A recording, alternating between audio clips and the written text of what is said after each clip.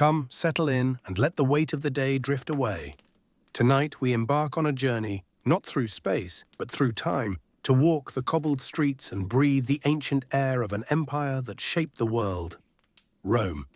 Our story begins not with a grand pronouncement, but with a legend whispered on the banks of a gentle river. A tale of twin brothers, suckled by a she-wolf, destined for greatness and tragedy. This is the story of Romulus and Remus, descendants of the Trojan hero Aeneas, who fled the burning ruins of Troy to seek a new home in Italy. The infant brothers were, as fate would have it, set adrift on the Tiber River by a jealous uncle. Miraculously, they were washed ashore at the foot of the Palatine Hill, where a she-wolf, the Lupa, found them and offered them her milk. Later, a shepherd named Faustulus and his wife, Acca Larentia, raised the boys. As young men, strong and courageous, they learned of their true heritage and restored their grandfather Numitor to the throne of Alba Longa. But their own destiny lay elsewhere. They decided to found a city of their own, near the place where they had been saved. An omen was sought to decide who should be its founder and namesake. Remus, on the Aventine Hill, saw 6 vultures. Romulus, on the Palatine, saw 12. The gods, it seemed, had favored Romulus.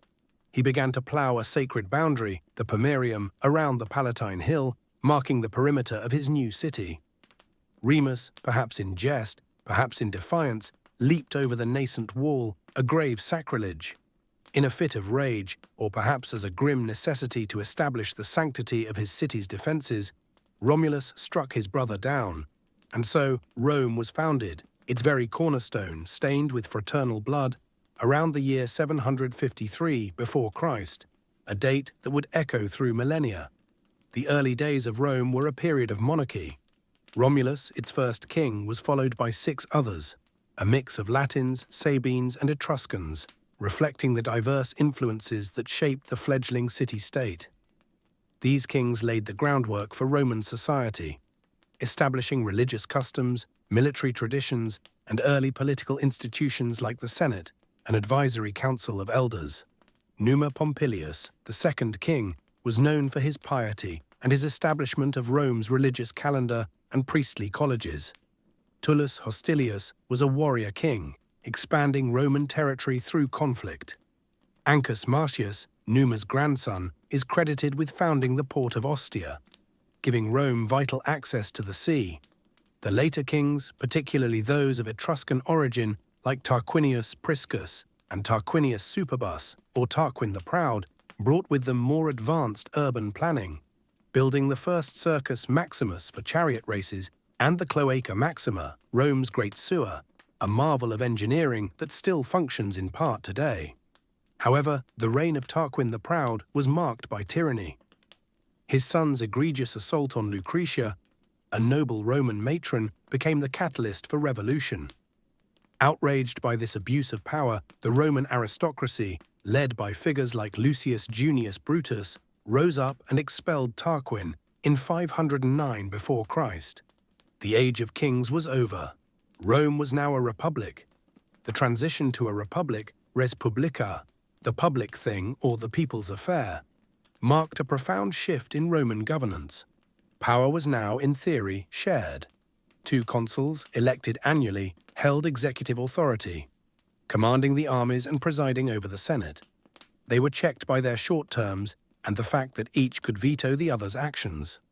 The Senate, composed of patricians, the aristocratic elite, remained a powerful advisory body, its influence growing steadily. The common people, the plebeians, initially had limited political rights, leading to a long struggle known as the conflict of the orders. Over centuries, through protests, negotiations, and even secession, the plebeians gained significant concessions: the right to elect their own officials, the tribunes of the plebs, who could veto actions of magistrates and the Senate, the codification of laws in the 12 tables, publicly displayed so all could know their rights and duties, and eventually access to the highest offices of state, including the consulship. This internal dynamic, often fraught but ultimately adaptive, was a key strength of the early and middle republic. While these internal struggles shaped its political landscape, Rome was also relentlessly expanding its influence across the Italian peninsula. This was not a swift, predetermined conquest, but a series of hard-fought wars against neighboring Latin tribes, Etruscans to the north, Samnites in the rugged Apennines, and Greek city-states in the south, known as Magna Graecia. The Roman military machine was being forged in these conflicts. The legion, a flexible and disciplined infantry formation, became the backbone of Roman power. Roman strategy often involved creating alliances, granting varying degrees of citizenship or privileges to conquered peoples, thereby integrating them into the Roman system rather than merely subjugating them. This approach, combined with their military prowess and sheer tenacity, allowed Rome by the mid-3rd century before Christ to dominate Italy. With Italy secured, Rome's gaze turned outwards, and it soon encountered a formidable rival. Carthage, a powerful maritime Phoenician city-state located in modern-day Tunisia, Carthage controlled a vast trading empire across the western Mediterranean. The clash between these two rising powers was perhaps inevitable, leading to a series of 3 brutal conflicts known as the Punic Wars, stretching from 264 to 146 before Christ.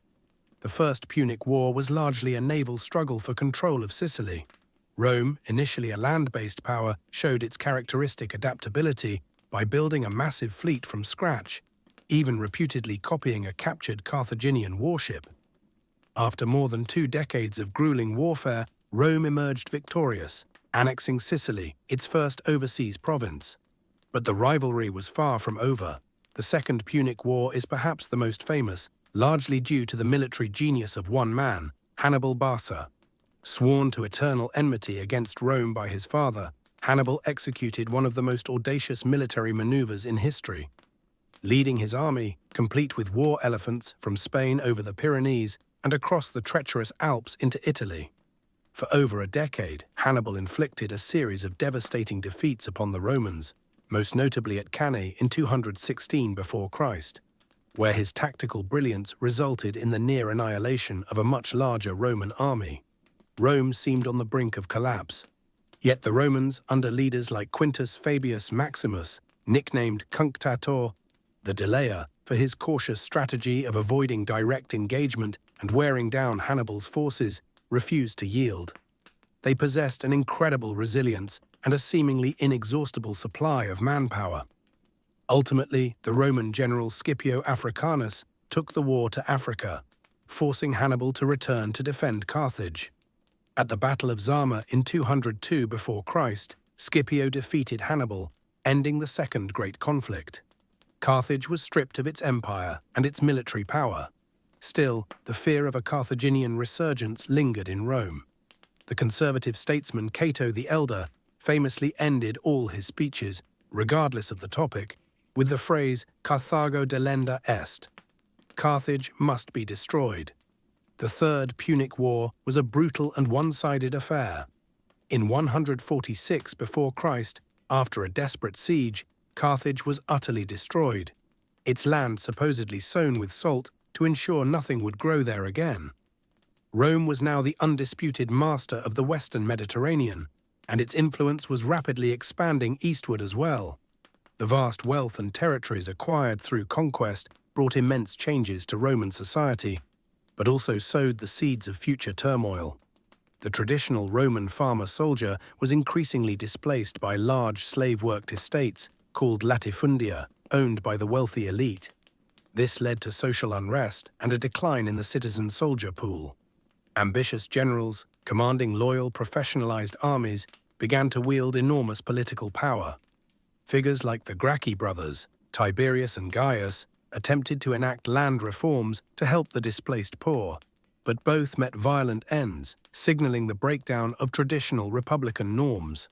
The late Republic was a period of escalating political violence, civil wars, and the rise of powerful warlords.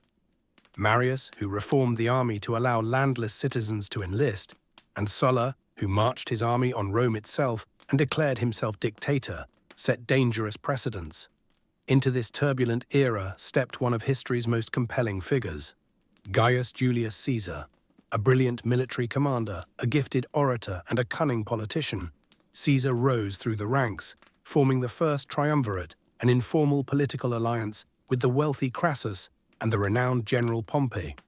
Caesar's conquest of Gaul, meticulously documented in his own commentaries, brought him immense fame, wealth, and a devoted army. His ambition, however, alarmed many in the Senate, including his former ally Pompey.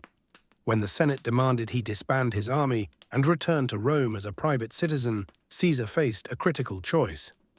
In 49 before Christ, he famously crossed the Rubicon River, the boundary between his province and Italy proper, with his legions, an act of open rebellion. Alia iacta est, he supposedly declared. The die is cast.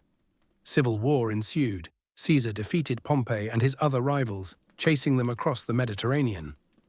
He had a famous liaison with Cleopatra, the Queen of Egypt, further cementing his power. By 45 before Christ, Caesar was the undisputed master of Rome, declared dictator for life. He initiated numerous reforms, revised the calendar, creating the Julian calendar we largely still use, and planned vast public works. But his accumulation of power, seen by many as a return to monarchy, bred resentment. On the Ides of March 15th, 44 before Christ, a group of senators, calling themselves liberators and led by Brutus and Cassius, assassinated Caesar at the foot of Pompey's statue. His death, intended to restore the Republic, instead plunged Rome into another round of bloody civil wars. Caesar's heir was his grandnephew, Octavian, a young and underestimated man. Through a series of shrewd political maneuvers and military victories, Octavian, allied first with Mark Antony and Lepidus in the Second Triumvirate, eliminated Caesar's assassins. However, rivalry soon developed between Octavian and Mark Antony, who had allied himself politically and romantically with Cleopatra. The final showdown came at the naval battle of Actium in 31 before Christ, where Octavian's forces, commanded by the brilliant Admiral Agrippa, decisively defeated Antony and Cleopatra. Both lovers subsequently committed suicide, and Egypt became a Roman province. Octavian was now the sole ruler of the Roman world. Wisely, he avoided Caesar's fate. He understood that the forms of the Republic had to be maintained, even as its substance changed. In 27 before Christ, in a carefully orchestrated political settlement, Octavian officially restored the Republic, but the Senate, in gratitude, bestowed upon him the title Augustus, the revered one, and Princeps, or first citizen. This marked the traditional beginning of the Roman Empire, a period known as the Principate. Augustus, as he was now known, ushered in an era of relative peace and prosperity that would last for over 2 centuries, the Pax Romana, the Roman peace. He reformed the army, the administration, and the finances of the state. He beautified the city of Rome, famously boasting that he found Rome a city of bricks and left it a city of marble. He patronized arts and literature, with poets like Virgil, Horace, and Ovid flourishing under his reign, creating works that celebrated Roman values and Augustus's achievements. Though an emperor in all but name, Augustus carefully maintained the illusion of the Republic, ruling with the authority of the Senate and the people. His long reign, from 27 before Christ to 14 Anno Domini, laid the foundations for the imperial system that would endure for centuries. Augustus was succeeded by members of his family, the Julio-Claudian dynasty: Tiberius, Caligula, Claudius, and Nero. This was a period of mixed fortunes. Tiberius was a capable administrator, but grew increasingly paranoid and reclusive. Caligula is remembered for his alleged cruelty, extravagance, and madness. Famously, it was said, appointing his horse as consul. Claudius, often underestimated due to physical infirmities, proved to be an intelligent and effective ruler, overseeing the conquest of Britain. Then came Nero, whose reign began promisingly but descended into tyranny and spectacle. He fancied himself an artist and performer, a pursuit considered undignified for an emperor.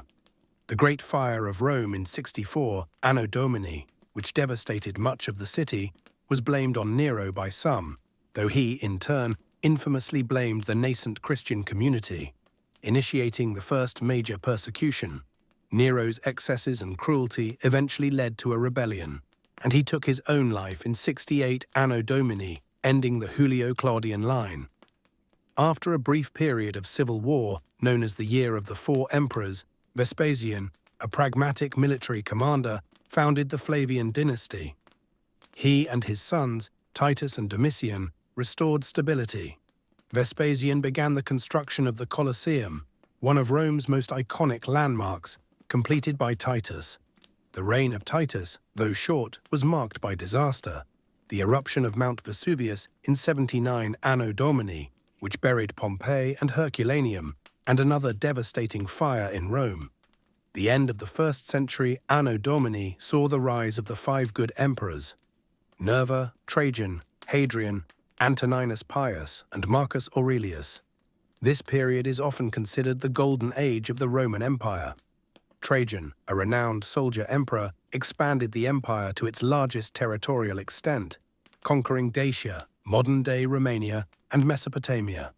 His column in Rome, Trajan's Column, still stands as a magnificent spiral narrative of his Dacian campaigns. Hadrian, his successor, was a different kind of ruler. A great admirer of Greek culture, he was a traveler, an intellectual, and a builder.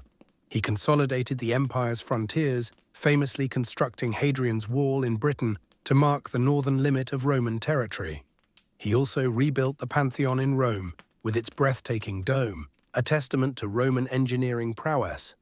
These emperors governed justly and efficiently, overseeing a period of unprecedented peace, stability, and prosperity across the vast Roman world. But what was life like for the ordinary inhabitants of this sprawling empire? For the wealthy, life could be luxurious.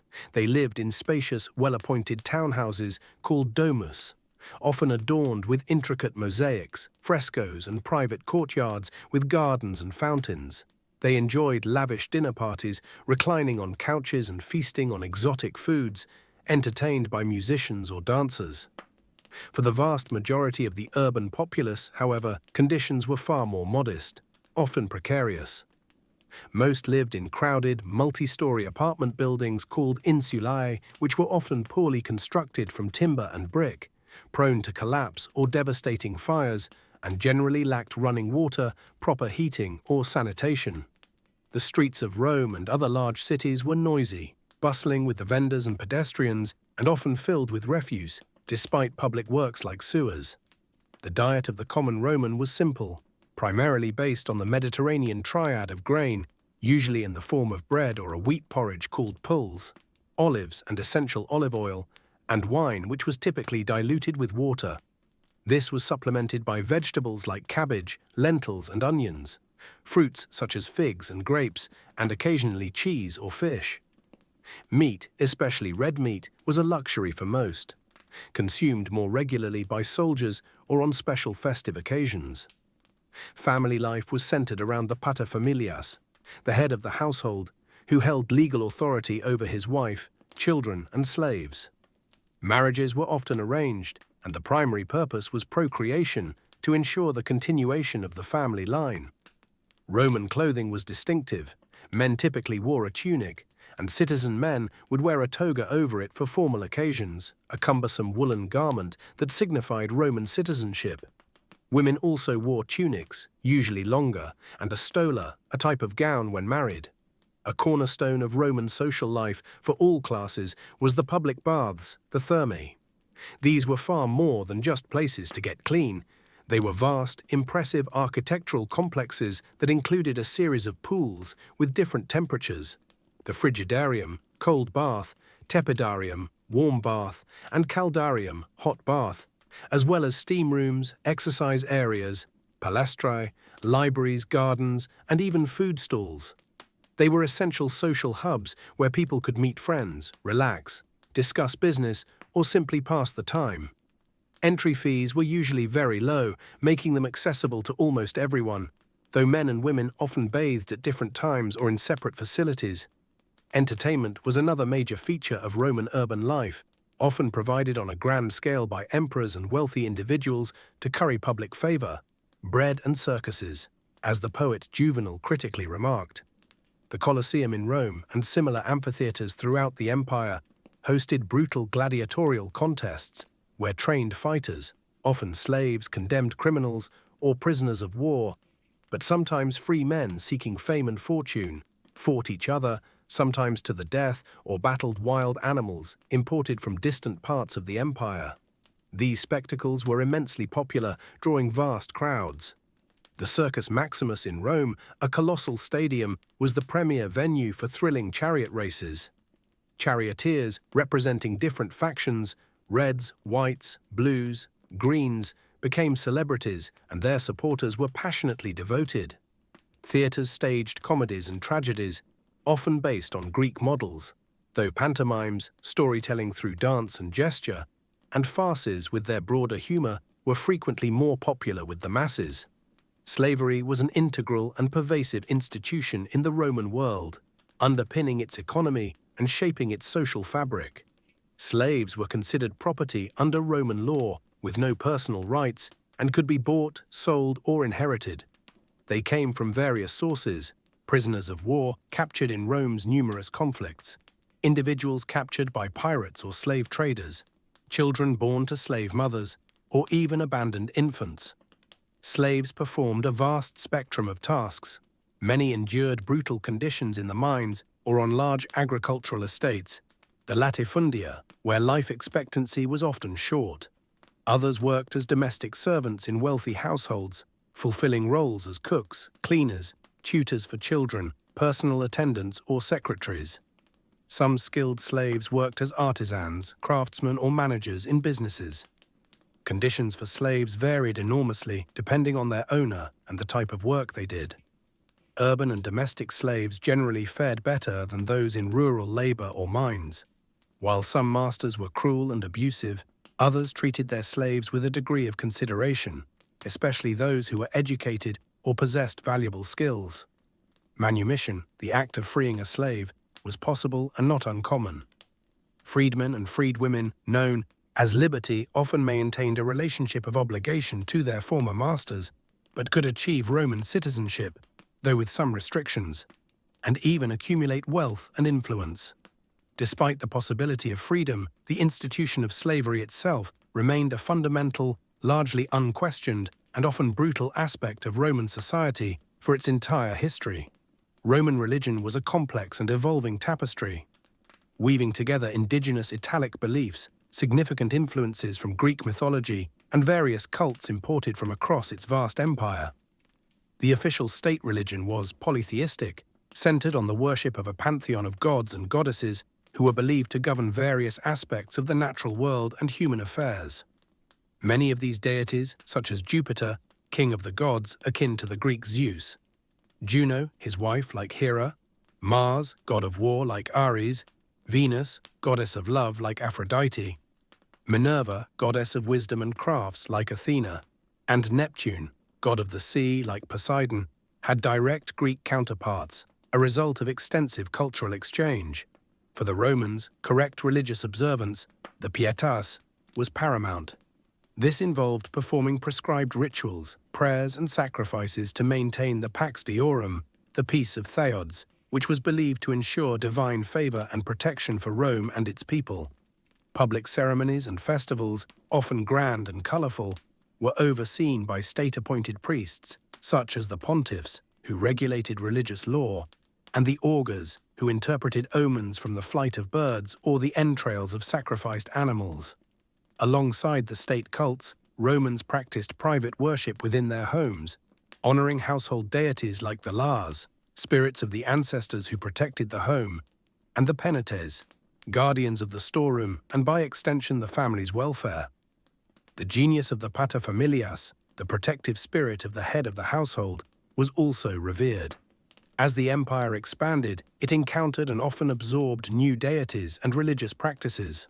Roman religious tolerance was generally broad, provided that new cults did not challenge Roman authority or public order. From the Eastern Mediterranean and beyond came various mystery cults, such as those of the Egyptian goddess Isis, the Phrygian goddess Cybele, the Magna Mater or Great Mother, and the Persian god Mithras, popular among soldiers. These cults often offered a more personal and emotional religious experience, with initiation rites, promises of salvation, and a closer connection to the divine. The imperial cult, the worship of deceased and sometimes living emperors as divine figures, also became an important unifying element across the diverse provinces, serving as a declaration of loyalty to the emperor and the state. It was into this rich and varied religious landscape that a new faith emerged from the Roman province of Judea in the 1st century Anno Domini, Christianity. Initially perceived by many Romans as a sect within Judaism, Christianity, with its monotheistic message centered on the life and teachings of Jesus Christ, gradually began to spread throughout the empire. Its appeal was diverse. It offered a message of hope, salvation, and moral guidance, a strong sense of community among believers, and a belief in the equality of all souls before God, which resonated with many, including women, the poor, and slaves. However, the Christians' refusal to participate in the traditional Roman religious practices, particularly their refusal to offer sacrifices to the Roman gods or to worship the emperor as a divine figure, was seen by the authorities as an act of impiety and disloyalty. This often led to suspicion, sporadic local harassment, and at times organized empire-wide persecutions, such as those under emperors Nero, Decius, and Diocletian. Despite these challenges, the Christian faith continued to grow, developing its own organizational structure, with bishops and clergy, and a body of sacred texts. A pivotal turning point occurred in the early 4th century Anno Domini with Emperor Constantine the Great. According to tradition, on the eve of the Battle of the Milvian Bridge, in 312 Anno Domini, Constantine had a vision of a Christian symbol, perhaps the Chi-Rho, the first 2 letters of Christ's name in Greek, and received a divine message promising victory. After his triumph, Constantine showed increasing favor towards Christianity. In 313 Anno Domini, he and his co-emperor Licinius issued the Edict of Milan, which granted religious toleration to all, including Christians, and ordered the restoration of confiscated church property. Constantine himself became a patron of the church, funding the construction of magnificent basilicas, such as Old St. Peter's in Rome and the Church of the Holy Sepulchre in Jerusalem, and convening the Council of Nicaea in 325 Anno Domini to address theological disputes and promote unity within Christianity.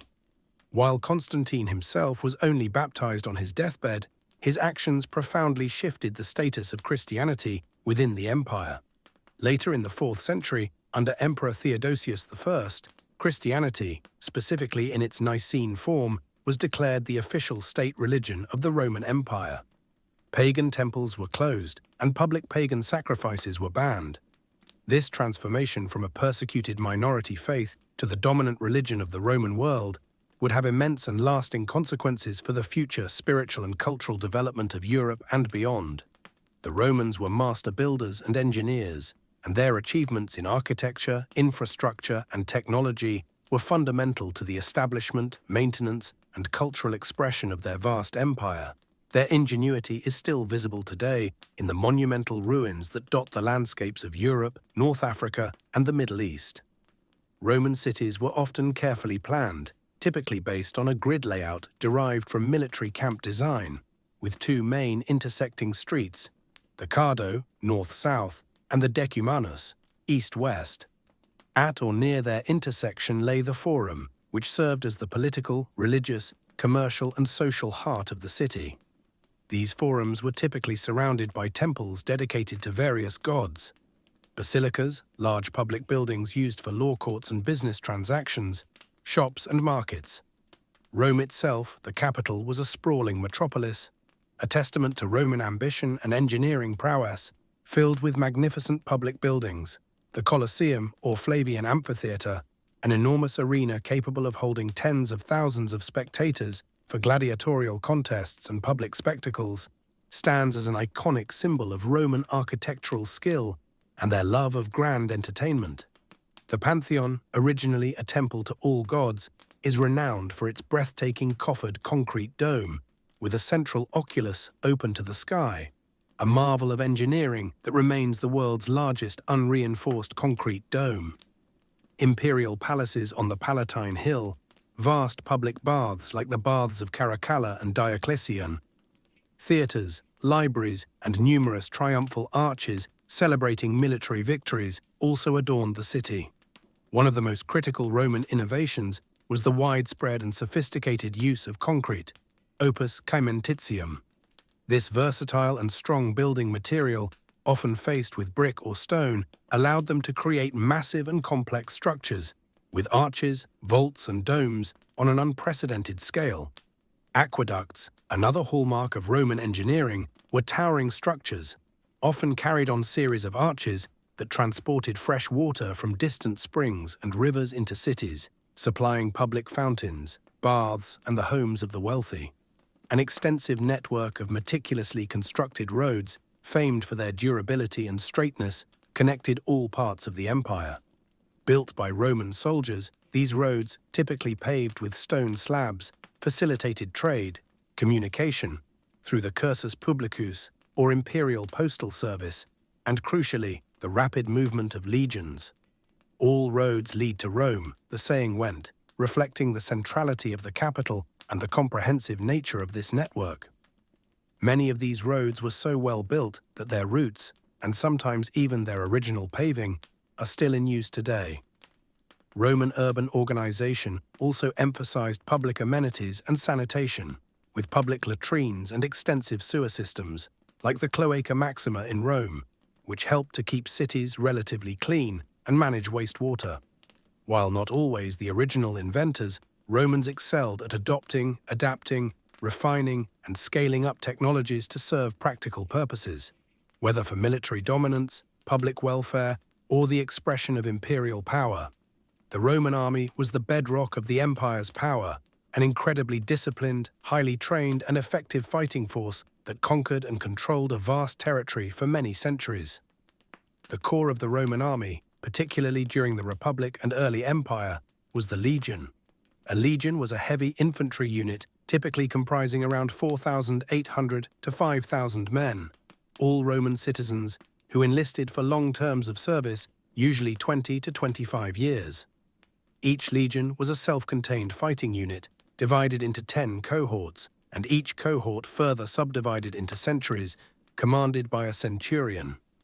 Centurions were veteran soldiers, the backbone of the army, responsible for training, discipline, and leading their men in battle. Legionaries were rigorously trained in weapons handling, formation drilling, and physical endurance. They were also skilled engineers, constructing fortified camps, castra, with ditches and ramparts every night when on the march, building roads, bridges, siege works, and even aqueducts. Discipline within the Roman army was famously harsh, with severe punishments for insubordination, cowardice, or desertion, but it was also balanced by rewards for bravery, promotions, and the promise of a land grant or a cash bonus upon honorable discharge. The standard equipment of a legionary included a short thrusting sword called a gladius, one or two heavy javelins called pila, designed to bend upon impact to prevent reuse by the enemy, a large rectangular or oval shield called a scutum, made of wood covered with leather and edged with metal, a helmet, galea, and body armor which evolved over time from mail shirts, lorica hamata, to segmented plate armor, lorica segmentata, during the early imperial period. Roman military strategy emphasized flexibility, logistical support, and the ability to adapt to different enemies and terrains. They were masters of siege warfare, employing sophisticated siege engines such as catapults, ballistae, for launching large bolts or stones, and siege towers to reduce even the most formidable fortifications. In addition to the legions, the Roman army also relied heavily on auxiliary troops. Auxiliaries were recruited from non-citizen provincials from across the empire and provided specialized skills that the legions often lacked, such as cavalry, archers, slingers, and light infantry. Service in the auxiliaries was also for a long term, typically 25 years, after which the soldier and his descendants were usually granted Roman citizenship, a powerful incentive for loyalty, and an important mechanism for Romanization, spreading Roman culture and the Latin language throughout the provinces. The army was not just a fighting force, it was a crucial institution for maintaining internal order, defending the empire's extensive frontiers, and as a social ladder for many of its soldiers. However, as the centuries passed, particularly during periods of political instability, the army's immense power sometimes became a double-edged sword, with ambitious generals using their loyal legions to vie for the imperial throne. Despite its immense power, sophisticated organization, and enduring achievements, the Roman Empire, particularly its western half, eventually faced a long period of profound crisis, decline, and ultimate transformation. The 3rd century Anno Domini is often referred to by historians as the crisis of the 3rd century, a period of nearly 50 years marked by intense civil wars, a rapid and violent succession of emperors, often referred to as the barracks emperors because they were proclaimed by their armies and frequently overthrown or assassinated. Severe economic turmoil characterized by the debasement of currency, rampant inflation, and disruption of trade networks, and increasing military pressure on the empire's long frontiers from Germanic tribes in the north and the powerful Sasanian Empire in the east. During this chaotic period, the empire came close to complete disintegration. Emperor Diocletian, who came to power in 284 Anno Domini, was a strong and capable military commander who implemented sweeping reforms in an attempt to address these deep-seated problems and restore stability. He reorganized the provincial administration, creating smaller provinces and grouping them into larger dioceses to improve efficiency and control. He attempted to stabilize the economy by reforming the currency and issuing an edict on maximum prices, though this largely failed to curb inflation. Most significantly, Diocletian established the Tetrarchy, or Rule of Four, dividing the empire into eastern and western halves, each ruled by a senior emperor with the title of Augustus, and a junior emperor and designated successor with the title of Caesar. The aim was to provide for more effective governance and a smoother succession, thereby avoiding the destructive civil wars that had plagued the 3rd century. While the Tetrarchy as a system did not long survive Diocletian's abdication, his administrative and military reforms did provide a temporary respite and laid the groundwork for the later formal division of the empire. Constantine the Great, after emerging victorious from another series of civil wars that followed the collapse of the Tetrarchy, continued and expanded upon many of Diocletian's reforms. He further strengthened the army and the bureaucracy. However, Constantine is most renowned for 2 momentous decisions that profoundly shaped the future course of Roman and European history. The first was his embrace of Christianity, which, as we have seen, led to its toleration and eventual establishment as the state religion. The second was his decision in 330 Anno Domini to found a new capital for the empire in the east, on the site of the ancient Greek city of Byzantium. This city, strategically located on the Bosporus Strait, which controls the passage between Europe and Asia, and between the Mediterranean and Black Seas, was officially named Nova Roma, New Rome, but soon became popularly known as Constantinople, the city of Constantine, modern-day Istanbul. The founding of Constantinople reflected the growing economic and strategic importance of the eastern provinces of the empire, which were more urbanized, populous, and prosperous than many parts of the west, and also closer to vulnerable frontiers along the Danube River and in the east. Throughout the 4th and 5th centuries, Anno Domini, the Western Roman Empire, faced mounting and ultimately overwhelming internal and external pressures. Economically, it struggled with high taxation, needed to support a large army and bureaucracy, declining agricultural output in some regions, a widening gap between the rich and the poor, and the continued disruption of trade. Politically, it often suffered from weak or incompetent emperors, frequent court intrigues, corruption, and the growing influence of powerful Germanic generals who commanded Roman armies but often pursued their own agendas. Externally, the Western Empire faced relentless pressure from various Germanic peoples, including Goths, Visigoths and Ostrogoths, Vandals, Franks, Lombards, Angles, and Saxons, who were migrating or launching incursions into Roman territory. These migrations were complex phenomena, driven by a combination of factors including population pressures, internal conflicts among the tribes themselves, the search for better land, and significantly in the late 4th and early 5th centuries, pressure from the westward expansion of the Huns, a nomadic people from Central Asia. Sometimes these Germanic groups were defeated by Roman armies. Sometimes they were settled as foederati, allies, within the empire's borders, tasked with defending the frontiers in exchange for land and subsidies. However, often these groups carved out their own independent or semi-independent kingdoms on former Roman soil, further weakening the central imperial authority. Key events mark this period of accelerating dissolution in the West: the devastating sack of the city of Rome by the Visigoths under Alaric in 410 Anno Domini, an event that sent shockwaves throughout the empire and was a profound psychological blow, and another sack of Rome, this time by the Vandals, in 455 Anno Domini. The traditional date, often cited by historians for the fall of the Western Roman Empire, is 476 Anno Domini. In that year, the last Western Roman emperor, a young man named Romulus Augustulus, whose name ironically combined that of Rome's legendary founder and its first emperor, was deposed by the Germanic chieftain Odoacer, who was the commander of the Germanic foederati in Italy.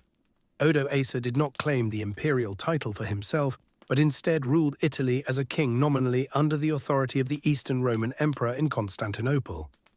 It is crucial to understand that this fall was not a single sudden event, but rather a complex, centuries-long process of political fragmentation, economic decline, social change, and cultural transformation in the western parts of the empire.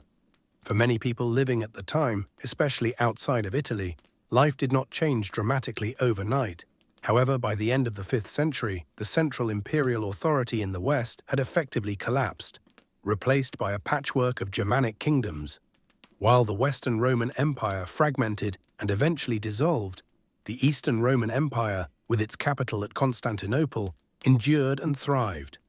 This Eastern entity, often referred to by later historians as the Byzantine Empire, though its inhabitants continued to call themselves Romans, Romaioi, and their state the Roman Empire, successfully weathered many of the storms that overwhelmed the West. It possessed greater financial resources, a larger population, more defensible frontiers in some areas, a powerful navy, and a succession of capable emperors and administrators.